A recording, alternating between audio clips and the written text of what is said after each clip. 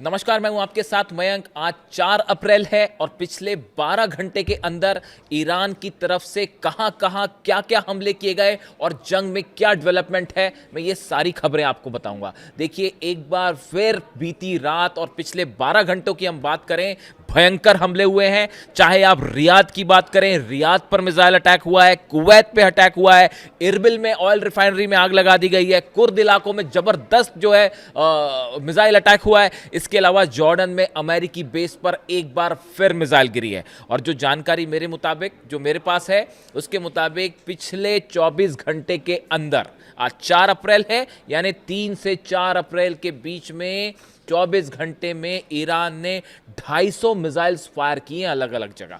जो लोग ये सोचते हैं कि मिसाइल्स खत्म हो रही है ईरान की, उसका जवाब है ये। और 250 मिसाइल्स फायर की गई हैं।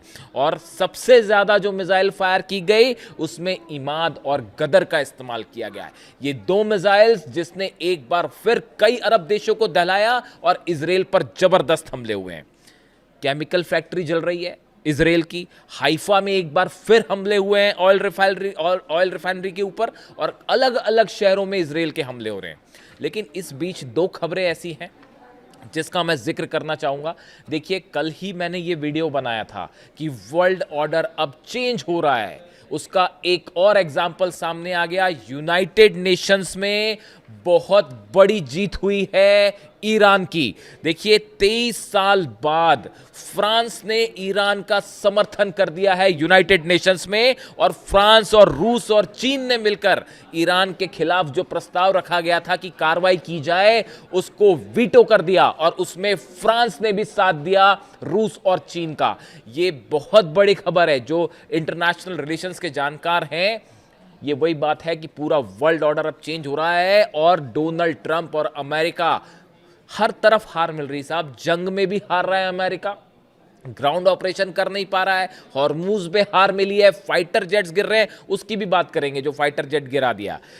और उसके बाद अब यूनाइटेड नेशंस में यह हार। देखिए, पहले हम एक बार शॉर्ट में यूएन की बात कर लें। यूएन में 23 साल बाद किसी मुद्दे पर फ्रांस, रूस और चीन ने पहली बार वीटो किया, वो भी संयुक्त राज्य अमेरिका के खिलाफ।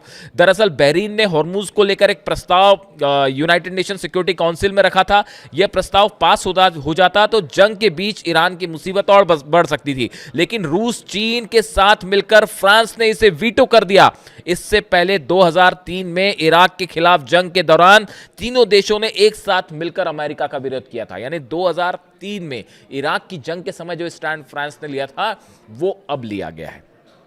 इसकी एक बड़ी वजह है, अमेरिका के राष्ट्रपति डोनाल्ड ट्रंप ने फ्रांस को लेकर कई बार टिप्पणियां की, उनके राष्ट्रपति का मजाक उड़ाया। ये बिल्कुल वैसे ही है जैसे कि मोहम्मद बिन सलमान के साथ किया गया। वो डोनाल्ड ट्रंप ने जिस तरह से उन पर कमेंट किया था, उसी तरह की बातें जो है उन्होंने फ्रांस के राष्ट्रपति का उन्होंने मजाक उड़ाया। उसके बाद से जो है दूरियां बढ़नी शुरू हो गई थी नेटो को लेकर। एक तो नेटो की हालत ऐसी कि नेटो खत्म माना जा रहा है, नेटो जो है खत्म माना जा रहा है, और ये अमेरिका की हार में एक और तमगा जो है वो जुड़ चुका है।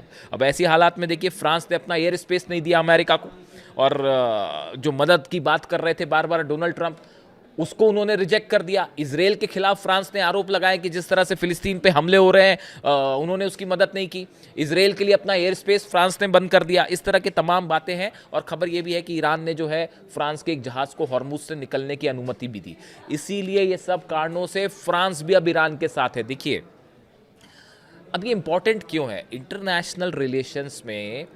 ईरान, देखिए, आप ईरान की विदेश नीति की आप बात करें, ईरान ने जब भी पहले बात की, न्यूक्लियर टॉक्स जो हो रही थी अमेरिका के साथ, ईरान ने बड़े सदे हुए तरीके से अपनी बात सामने रखी, कि सिविलाइज्ड कंट्री की तरह अपनी बात सामने रखी। हमला तो अमेरिका ने किया था, बात के दौरान इजराइल ने किया था, ईरान तो बातचीत कर रहा था।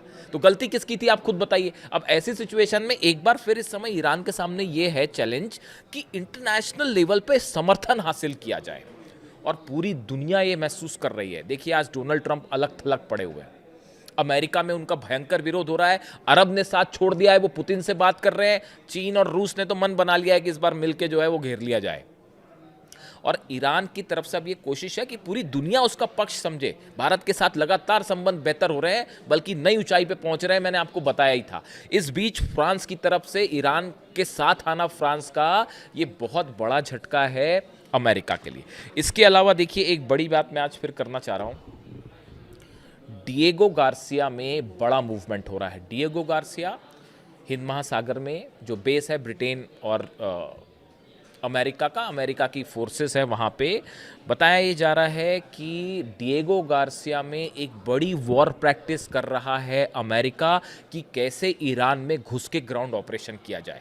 ये जो यूएसएस ट्रिपोली जहाज आया है, जापान से चल के आया है और ये माइंस काटने का काम करता है, होर्मुज में कैसे ऑपरेशन किया जाए इसकी तैयारी हो रही है डिएगो गार्सिया में। सावधान रहने की ज़रूरत है इस मुद्दे को लेकर। देखिए, डिएगो गार्सिया वो जगह है जहाँ पे अमेरिका के स्ट्रेटेजिक वॉर प्लेन्स हैं, शिप्स हैं, मिसाइल्स हैं, वहाँ पर ये प्रैक्टिस चल रही है। और आप देखिए, खबर आ रही है इस तरह से कि जिब्राल्टर फोर्ट में जो आग लगी थी उसको रिपेयर किया गया, करीब 20-25 दिन का उसमें समय लगा, अब उसको वापस भेज दिया गया है ईरान की तरफ। अब्राहम लिंकन है वो दूरी पर खड़ा हुआ है, पास नहीं जा रहा, दूर खड़ा हुआ है, और जॉर्ज डब्ल्यू बुश भी आ रहा है। 3 एयरक्राफ्ट कैरियर फिर से ईरान की तरफ बढ़ रहे हैं। यूएसएस ट्रिपोली डिएगो गार्सिया में मौजूद है, वहाँ पे बड़ी ग्राउंड एक्सरसाइज हो रही है कि कैसे ग्राउंड ऑपरेशन किया जाए। इस बीच लगातार बमबारी हो रही है ईरान के ऊपर, आईआरजीसी के ठिकानों को तबाह करने की कोशिश हो रही है ताकि ग्राउंड ऑपरेशन हो तो सेना एक्शन ना ले पाए। लेकिन हालात दूसरे हैं। ईरान की तरफ से बयान आया है कि एक भी सैनिक ने अगर कदम रखा तो उसको वापस नहीं जाने देना है। ये आईआरजीसी की तरफ से खुली चेतावनी आ गई। देखिए, ईरान के पास सारी इन्फॉर्मेशन है, मैं आपको पहले ही बता रहा हूँ डिएगो गार्सिया में क्या हो रहा है, वो थोड़ी सी जानकारी आप, जब मैं बैठे बैठे आपको बता रहा हूँ तो फिर ईरान के पास तो होएगी जानकारी, आप समझ ही सकते हो। चीन के सैटेलाइट्स नज़र रखे हुए हैं, रशिया के सैटेलाइट्स नज़र रखे हुए हैं, कौन सा जहाज़ कहाँ उतर रहा है, सब जानकारी ईरान के पास है। ईरान को पता है ये डिएगो गार्सिया में क्या हो रहा है। बहुत सारी खबरें मैं आप तक वो पहुंचाने की कोशिश कर रहा हूं जो आपको नॉर्मल मीडिया में सामने नहीं मिलेगी, जो आपको कई जगह से रिसर्च करके निकालनी होगी। कई आपके स्पेकुलेशंस होते हैं कि यूएसएस ट्रिपोली अब तक ईरान के उस रेंज में क्यों नहीं आया जहां पर, ऐसी बॉक्सर भी है एक जो इनका हमला करने वाला एक और डिस्ट्रॉयर है, जहाज है बॉक्सर, वो पूरी जो अपने साथ लेके चलता है जहाज वाज, वो अभी तक वहां नहीं पहुंचा है। यानी कि ये माना जा रहा है, जो देखिए जहाज़ों की जो पोजीशन है, अगर आप इसको स्टडी करें, मैं डिफेंस और हथियारों से जुड़े चीज़ों को एनालाइज करता हूँ, उससे समझता रहता हूँ, तो देखिए क्या होता है कि कोई भी जहाज़ कितनी दूरी पर है, उसको बैकिंग वाले जहाज़ कितनी दूरी पे हैं, तीनों एयरक्राफ्ट कैरियर्स जो हैं वो कितनी दूरी पे हैं, यूएसएस ट्रिपोली डिएगो गार्सिया के करीब है, वो कहाँ पहुँच रहा है, ये अंदाज़ लगाता है कि अभी कितना टाइम और लगेगा। तो ऐसा लगता है फिलहाल कि कम से कम 48 घंटे लगेंगे अगर डोनाल्ड ट्रंप कोई ऑपरेशन करते हैं। एक बात तो तय है, ये जो जहाज आ रहे हैं सबके सब, जिराल्ड हो गया, Abraham Lincoln, George W Bush, Tripoli, boxer भी पहुंचेगा, ये आज नहीं तो कल पहुंचेगा, और उसके अलावा 50,000 मरीन्स तैयार है। और जिस तरह से ट्रिपोली एक्सरसाइज कर रहा है डिएगो गार्सिया में, ये निश्चित माना जा रहा है कि डोनाल्ड ट्रंप जो है वो अपनी हार से फ्रस्ट्रेशन में कोई ना कोई ऑपरेशन करेंगे ईरान में, ये तय माना जा रहा है। जो एक्सपर्ट्स हैं वो मान के चल रहे हैं। देखिए, डोनाल्ड ट्रंप जिस तरह से रिएक्ट कर रहे हैं चीज़ों को लेके, उन्होंने अपने सेना के अधिकारियों को हटाना शुरू कर दिया। उन्होंने जो है वो, अब तो ये भी कहा जा रहा है कि जिस तरह से एक्शन लिया कि उन्होंने जेडी वेंस को एक नई जिम्मेदारी दे दी है कि 5 राज्यों में जो डेमोक्रेट लीडर्स हैं उनकी जांच की जाए कि कैसे पैसा आ रहा है, नहीं आ रहा है। ये एक फ्रस्ट्रेशन बताता है। ये जो एक्ट अब हो रहे हैं ये बताता है कि अब कभी भी कुछ भी कर सकते हैं वो शर्मिंदगी से बचने के लिए। तो ऐसे हालात में अब ये एक्सपर्ट्स मान के चल रहे हैं कि एक ऑपरेशन हो सकता है ईरान में, और सेना उसके लिए तैयार है। ईरान ने अपनी तैयारी कर रखी है और ज़बरदस्त तैयारी कर रखी है। जो फाइटर जेट गिरा F-15 अमेरिका का, देखिए इससे शर्मनाक स्थिति नहीं होती है। कोई भी फाइटर जेट गिर जाए F-15 के लेवल का, उसको ईरान के डिफेंस सिस्टम ने मार गिराया। कई लोग मुझसे सवाल पूछ रहे थे। देखिए, मैंने ये वीडियोस जब बनाने शुरू किए, जंग शुरू हुई उसके पहले मैंने एक वीडियो बनाया था कि इस बार ईरान अपने डिफेंस सिस्टम से बड़ा सरप्राइज़ देगा, इस तरह की बात थी। देखिए, मेरे पास जो जानकारियाँ थी वो इस तरह की थी कि चाइना का अपना डिफेंस सिस्टम है और रशिया ने भी शायद S-400 की कुछ यूनिट्स प्रोवाइड की है, शायद पूरी प्रोवाइड नहीं की। उसकी भी वजह मैंने एक आपको बताई थी कि यूक्रेन को टॉम हॉक नहीं दिया तो शायद प्रोवाइड नहीं हुआ। इस तरह की चीज़ें होती हैं कई बार वॉर में। तो अब देखिए, लेकिन ये ज़रूर था कि ईरान ने अपने डिफेंस पे काम किया है। अब अपने उन्होंने टेक्नोलॉजी मिली, उन्होंने खुद अपना डेवलप किया IRGC ने, या जो भी रहा हो, बट अमेरिका के फाइटर जेट्स जिस तरह से गिरे हैं, इसमें कोई शक नहीं है कि ईरान ने बेहतरीन एग्जाम्पल पेश किया है डिफेंस सिस्टम का। पायलट्स जो हैं वो सेना के कब्जे में हैं, वो आपको पता ही है। और जिस तरह से कल ये पूरा घटनाक्रम हुआ, बड़ा इंटरेस्टिंग था डॉग फाइट, कि वो जो है पहले तो प्लेन गिरा, उसके बाद वो पायलट इजेक्ट हुआ, फिर उसके बाद IRGC की तरफ से कहा गया कि कुछ लोगों ने उनको पकड़ने की कोशिश की, तो ईरान की सेना ने अपील की कि उस पायलट को नुकसान ना पहुंचाया जाए। देखिए, ये बड़ी बात है ये, कि ऐसे स्थिति में भी ईरान की सेना की तरफ से ये बयान आया फ़ौरन कि भाई अगर आप वहाँ पे आसपास शायद सेना नहीं होगी, लोग होंगे वहाँ पे, उन्होंने पकड़ा होगा उस शख्स को, तो ईरान की सेना ने फ़ौरन ये अपील जारी की कि अभी आप उसको नुकसान मत पहुँचाइएगा।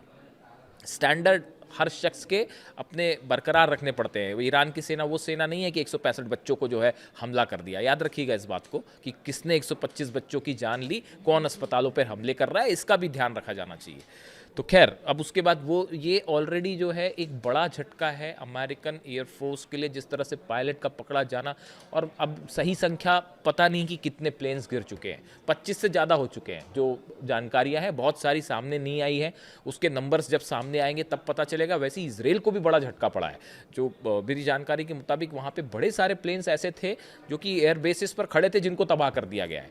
तो ये जो नंबर ऑफ पायलट्स जब जंग के बाद सामने आएगा, मैं बार बार कहता हूँ, जंग के बाद जब कब ख़त्म होगी, मुझे तो अभी दूर दूर तक कहीं एंड नहीं दिखाई दे रहा कि कहाँ पे ख़त्म होगी जंग। और वो जो है, जब आपके पास टोटल नंबर्स आएंगे आप हैरान रह जाएंगे कि ईरान ने जो है वो कितना बड़ा झटका दे दिया। तो देखिए, हाँ, बात हम एक बार फिर से आएँ इस पर, डिएगो गार्सिया से जो ये मूवमेंट है। अब सवाल ये है कि अगर डिएगो गार्सिया से कोई ऑपरेशन आप लॉन्च करते हैं तो कैसे होगा। देखिए, एक तो ये है कि आपने हैवी बम्बार्डमेंट किया, वो ऑलरेडी हो रहा है। जिस तरह से आपने देखा ईरान के ब्रिज पर हमला करना, ईरान के स्ट्रैटेजिक लोकेशंस पर हमला करना, उसके अलावा अब ऐसे जगह हमले हो रहे हैं, पुल पर हमला कर दिया, अस्पताल पर हमला कर दिया, कहीं इंफ्रास्ट्रक्चर को। ये फ्रस्ट्रेशन दिखाता है। यही बात अब्बास अराक्ची कह रहे हैं कि अमेरिका की नैतिक हार है, मॉरल हार। तो जब किसी का मॉरल हो तब उसकी मॉरल हार हो। मैं इस बात पे ईरान के विदेश मंत्री से थोड़ा असहमत हूँ कि ईरान के विदेश मंत्री कह रहे हैं कि ये मॉरल लॉस है, एक हार है, मॉरल डिफीट है ये। तो मॉरल डिफीट तो उस शख्स की होगी ना जिसके पास कोई मॉरल हो, जो 165 बच्चों को शहीद कर दे रहा है, जो सुप्रीम लीडर को निशाना बना दे रहा है, जो अस्पतालों पे हमले कर रहा है, यूनिवर्सिटी पे हमले कर रहा है। उनकी क्या मॉरलिटी होगी साहब, आप ही बताइए, इज़न्ट इट। तो अब देखिए, अब मामला ये है कि जो एक्सपर्ट्स बता रहे हैं, मैंने कल बड़ी चर्चा की इस पे, कि एक बड़ा बम्बार्डमेंट होगा और उसके बाद हॉर्मूज में केशम आइलैंड को कब्जा करने की कोशिश हो सकती है। केशम आइलैंड के पास कल भी काफ़ी मूवमेंट हुआ। आप देखिए, अमेरिकन जेट्स वहाँ पे आ रहे हैं, बम बरसा रहे हैं। हॉर्मूज के एंट्री पॉइंट, एग्जिट पॉइंट में एक बार बता चुका हूँ आपको, दोनों एंट्री एग्जिट पर एक साथ हमला। उसके बाद मूसा आइलैंड पे, इसमें यूएई का भी कुछ रोल हो सकता है, उस पर भी नज़र रखने की ज़रूरत है। ईरान ने नज़रें बनाई हुई हैं, इसी वजह से वो यूएई पर हमले हो रहे हैं। वो आप देख ही रहे हैं कि यूएई पे जो हमले इसी वजह से है। ईरान ने जो एम्प्टिव स्ट्राइक, हाँ, ये प्री एम्प्टिव स्ट्राइक याद है आपको, जंग के पहले बार बार ईरान कह रहा था हम प्री एम्प्टिव स्ट्राइक करेंगे, प्री एम्प्टिव स्ट्राइक करेंगे। ये जो यूएई पर हमले हो रहे हैं, वो ईरान ने उसको पहले ही वार्निंग दे दी है कि देखिए ऐसा है, बीच में कूदने की ज़रूरत नहीं है, आप सीमा में रहें। अगर आप जंग में कूदेंगे तो फिर अभी जितनी मिसाइल गिर रही हैं उसकी दुगनी गिरेगी, फिर आप हिसाब समझ लो फिर। तो ये खबरें हैं इस तरह की कि यूएई जो है वो मदद कर सकता है मूसा आइलैंड पर, और केशम पे हमले पे मदद हो सकती है। तो ये 2 आइलैंड्स हैं जिसको लेकर टारगेट किया जा सकता है। पैराट्रूपर्स से फोर्सेस उतर सकती हैं। पहले इस तरह की बात थी कि यूरेनियम के लिए अंदर घुस के हमला होगा, वो तो नहीं हो रहा, बड़ा ही मुश्किल है वो तो ऐसा है कि बिल्कुल, मतलब उसके लिए जो जितनी तैयारी चाहिए वो सिचुएशन में अमेरिकन फोर्सेस है ही नहीं। तो अब क्या होता है, ये आइलैंड पर कब्जा हो सकता है क्योंकि यहाँ पे पैराट्रूपर्स उतर सकते हैं, यूएई करीब है। तो इस तरह से एक कोशिश हो सकती है। जितना बड़ा जमावड़ा ये है, ये जमावड़ा युद्ध खत्म करने की दिशा में तो नहीं है। जेरल्ड और Ford, Abraham Lincoln, George W Bush, Tripoli, boxer, 50-60 हज़ार जो है सैनिक घेर कर खड़े हुए हैं। भारी बम्बार्डमेंट हो रहा है। इसके लिए ईरान की सेना भी तैयार है। ईरान ने बड़ा प्लान तैयार कर रखा है। रूस की बैकिंग मिल रही है, चाइना की बैकिंग मिल रही है कि कैसे अगर ग्राउंड ऑपरेशन होता है तो कैसे उनको आने दिया जाए और उसके बाद उसे कैसे जो है सैनिकों को घेर लिया जाए। तो ये वो हालात हैं। जिसमें जो है, और इस तरह की भी खबरें हैं कि F-15 भी डाउन है, उसको पकड़ने आया ब्लैक हॉक हेलीकॉप्टर, उसकी सर्च में आया, उसको भी गिरा दिया गया है, और C-30 एयरक्राफ्ट रिफ्यूलिंग एक जेट है वो भी, उसको भी गिरा दिया गया है। इस तरह की खबरें हैं। यानी पिछले 24 घंटे के अंदर कई बड़े झटके लगे हैं अमेरिका को। वो वहाँ तो जो झटके लग रहे हैं अमेरिका में वो लग ही रहे हैं, वहाँ एक पूरा प्रशासन में उथल पुथल मची हुई है। अमेरिका में इतनी बड़ी अनसर्टेनिटी मैंने तो कभी नहीं देखी पिछले समय से, जब से मैं देख रहा हूँ। मतलब इतनी उथल पुथल तो शायद सेकेंड वर्ल्ड वॉर के समय हुई होगी। तो वो हालात है। और कुल मिला के यूनाइटेड नेशंस में भी, जहाँ से हमने बात शुरुआत की थी, बहुत बड़ी जीत है ये ईरान की, कि फ्रांस का समर्थन हासिल कर लेना और ईरान के खिलाफ जो है वो जो एक्शन होने वाला था, बहरीन ने इसको शायद लीड किया था, और बहरीन ने प्रस्ताव रखा था कि ईरान के खिलाफ एक्शन हो। अमेरिका उसको बैक कर रहा था, लेकिन इस पर लग गया वीटो, और ये हुई है बड़ी जीत ईरान की। जो भी अपडेट होगा मैं आप तक पहुँचाऊँगा। वीडियो कैसा लगा ज़रूर बताइए। Thank you so much.